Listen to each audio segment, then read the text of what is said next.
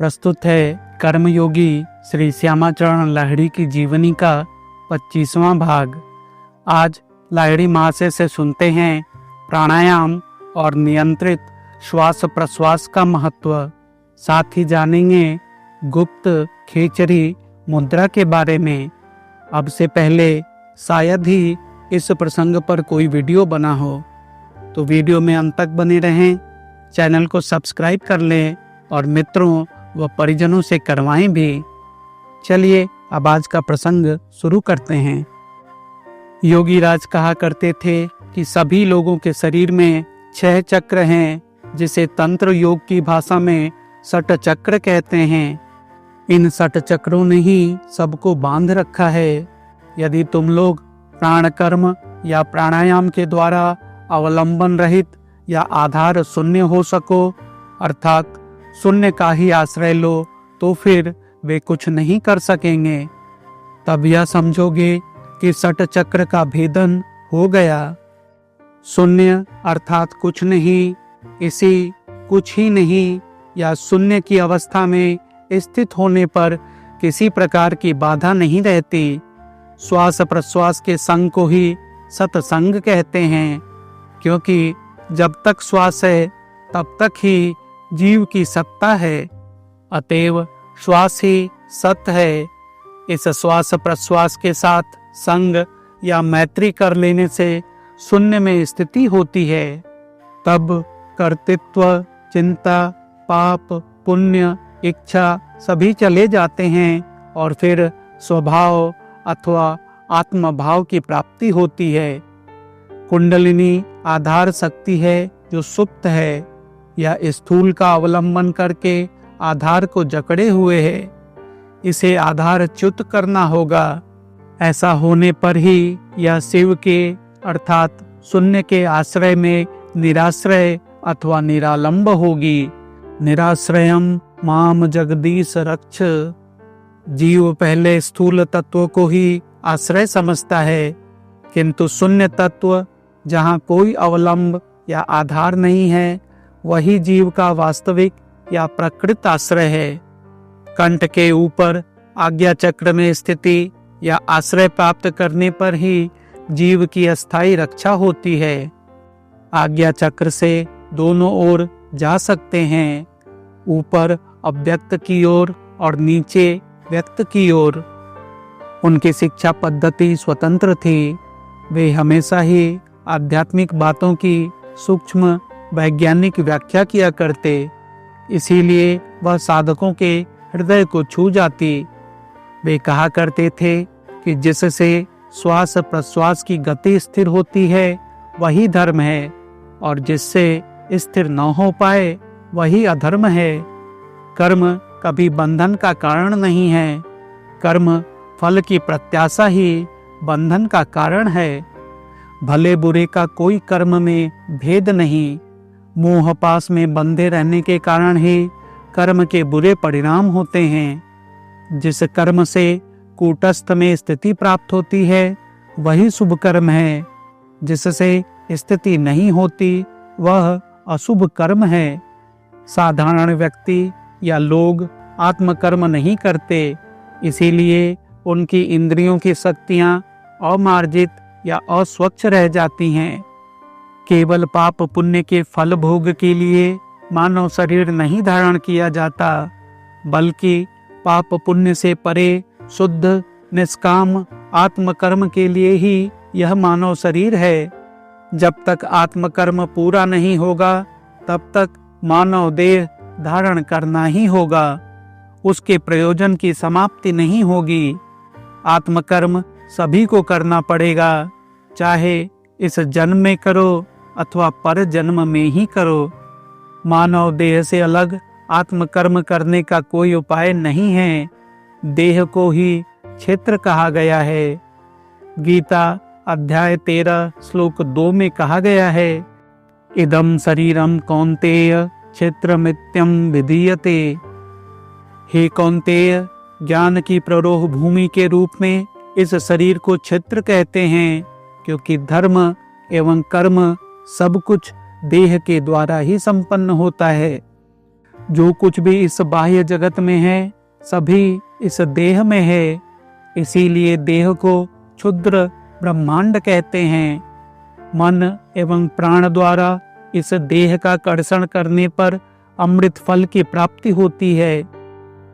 इसी प्रसंग में महात्मा राम प्रसाद ने कहा है, एमोन मानो जमीन रोइलो पतित आबाद कोरले फल तो सोना, अर्थात ऐसी मानव जीवन रूपी भूमि बेकार पड़ी रही, यदि उसका कर्षण किया जाता या आबाद की जाती तो सोने की फसल उगती। इस देह में ही पूर्णता प्राप्त होने पर जीव शिव में परिणत होता है। इसे पूर्ण करने के लिए जो कर्म किया जाता है वही वास्तविक कर्म है, जिसे कर्म योग कहते हैं। योगी के आत्म कर्म में प्रवृत्त होने पर उस कर्म के प्रभाव से उसके संघात क्रमशः दूर हो जाते हैं। आत्मकर्म में कभी भी गतिरोध नहीं होता और आत्मकर्म के द्वारा एक बार देहातीत अवस्था प्राप्त होने पर जन्म और मृत्यु भी काल से परे या कालातीत हो जाते हैं। यह देह ही धनुष है और श्वास तीर है। इस तीर धनुष को जो चलाता है वही आत्मा राम है।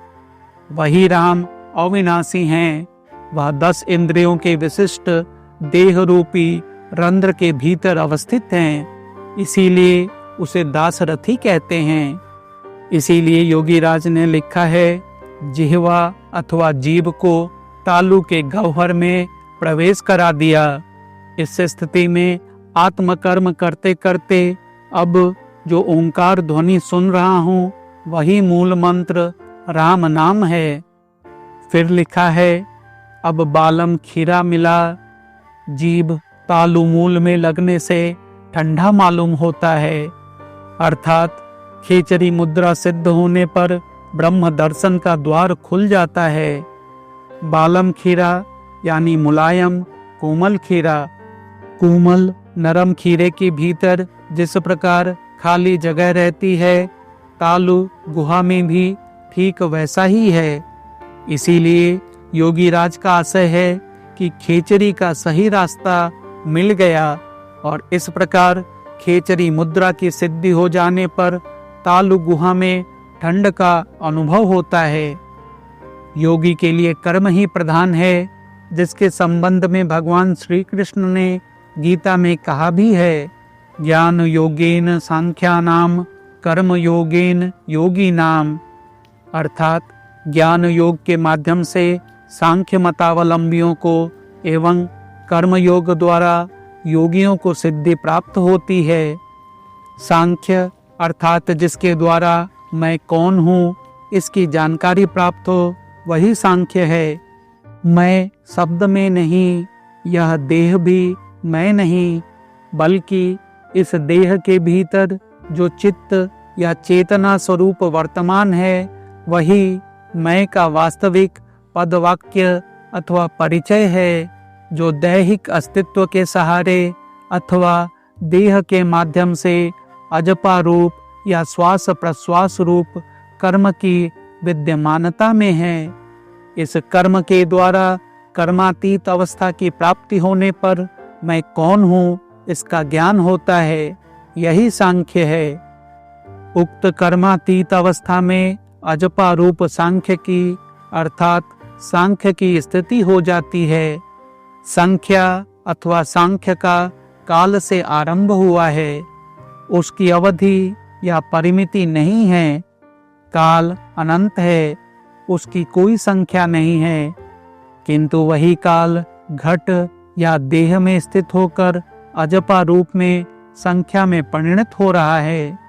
यह संख्या देह के भीतर दिन रात 24 घंटे में 21,600 बार घटती है। यही अजपा रूप या श्वास प्रश्वास की संख्या की अवस्था ही जीव की वर्तमानता की स्थिति है, किंतु इस संख्या के प्रति जीव का लक्ष्य नहीं है। जीव केवल इसकी अवस्था से मुग्ध होकर माया से जुड़ा रहता है। उस अजपा रूप संख्या के प्रति लक्ष्य होने पर इससे परे की अवस्था प्राप्त करने पर प्रकृत मय का ज्ञान प्राप्त होता है। इसीलिए इसका नाम सांख्य दर्शन है। उक्त सांख्य यानी संख्या लभ्य ज्ञान को लक्ष्य करके, अर्थात श्वास की गति को लक्ष्य करके प्राण की गति संख्या करते करते उस गति से परे की अवस्था में ज्ञान की अवस्था प्राप्त होने पर सांख्यों अथवा संख्याकारी ज्ञान योगियों के मन की स्थिति होती है।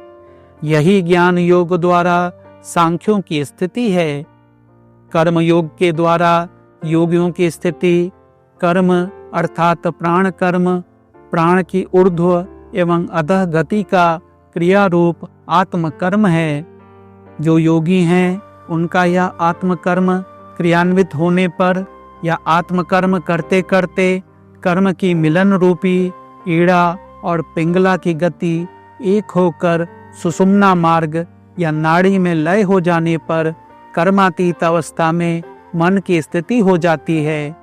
यही कर्म योग द्वारा योगियों की स्थिति है। ज्ञान योग द्वारा सांख्यों या सांख्य वेताओं एवं कर्म योग द्वारा योगियों की स्थिति या बाहर से सुनने पर लगता है कि भगवान ने दो प्रकार के कार्यों द्वारा स्थिति की बात कही है। वस्तुतः ऐसा नहीं है। वह एक ही कर्म एवं उभय अवस्था एक ही अवस्था है। इस संदर्भ में भगवान श्री कृष्ण ने स्पष्ट कहा है, न कर्मणा मनारंभ नैष्य कर्म्यम पुरुषोष्णुते, अर्थात लोग कर्म का अनुष्ठान न करके नैष्कर्म की अवस्था प्राप्त नहीं कर सकते। अर्थात आत्मकर्म अथवा प्राण कर्म के बिना कर्मातीत अवस्था या नैष्कर्म की अवस्था प्राप्त नहीं होती। आज का प्रसंग यहीं तक। उम्मीद है यह प्रस्तुति आपको पसंद आई होगी। इस कथा का अगला भाग जल्द ही प्रस्तुत होगा। वीडियो में अंत तक बने रहने के लिए धन्यवाद। फिर से आग्रह है, वीडियो को अधिक से अधिक लोगों तक पहुंचाने का प्रयास करें और चैनल को सब्सक्राइब करना न भूलें। धन्यवाद।